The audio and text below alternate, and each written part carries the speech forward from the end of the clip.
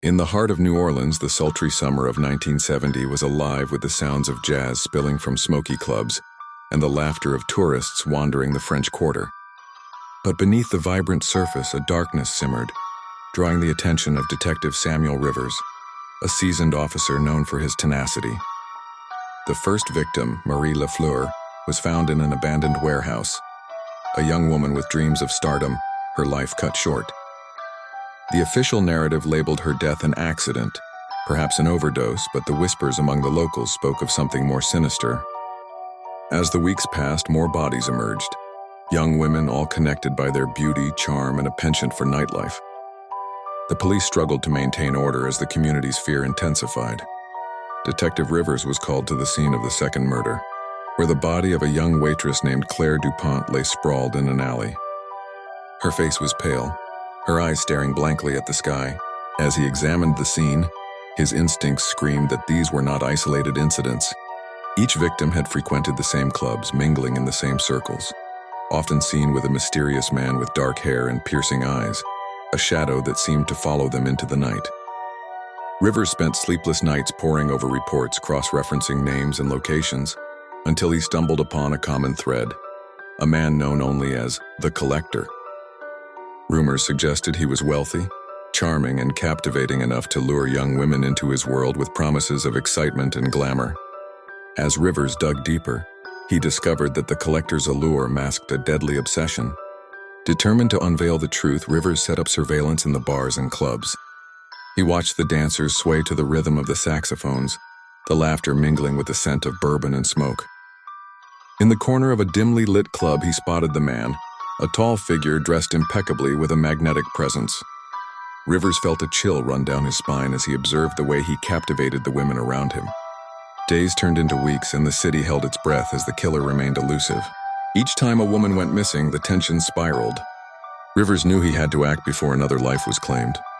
He devised a plan to infiltrate the nightlife, transforming himself into a patron rather than a detective. He cut his hair, donned a blazer, and slipped into the world of jazz and shadows. One fateful night, Rivers found himself in a crowded jazz club, the air thick with anticipation and the intoxicating blend of music and laughter. He watched as the Collector, with his piercing gaze and charming demeanor, worked the room. Rivers felt a mix of dread and determination. He knew he was treading dangerous ground. As the night wore on, he noticed the Collector approach a young woman named Elise, who had just moved to New Orleans with dreams of becoming a singer. She was bright-eyed and full of life, completely unaware of the danger lurking in the shadows. Rivers' heart raced as he watched the Collector sweep her off her feet, whispering sweet nothings that seemed to draw her in.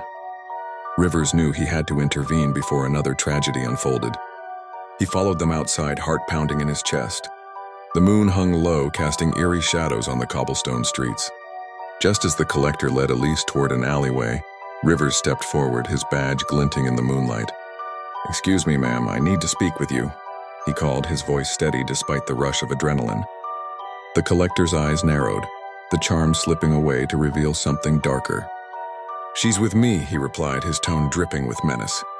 "I don't think so. You should come with me." Rivers moved closer, positioning himself between Elise and the Collector. For a moment, the tension hung in the air, thick enough to cut. Elise glanced between the two men. Confusion etched on her face as Rivers felt the weight of her uncertainty. He had seen that look before, the hesitation that could cost someone their life. Suddenly, the Collector smiled, a chilling expression that sent shivers racing down Rivers' spine.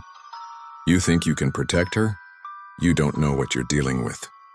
With that, he turned and disappeared into the shadows, leaving Rivers with the lingering sense of danger. Rivers turned to Elise, who was now trembling. "Are you okay?" he asked, trying to calm her. I think so." "Who was that man?" she stammered. "Just a bad guy," Rivers replied, forcing a reassuring smile. "But you need to be careful. He's not someone to trust." As they spoke, Rivers couldn't shake the feeling that they were being watched. He glanced around, scanning the alley for any signs of the Collector or his lingering presence. The city felt alive with unseen threats, and he knew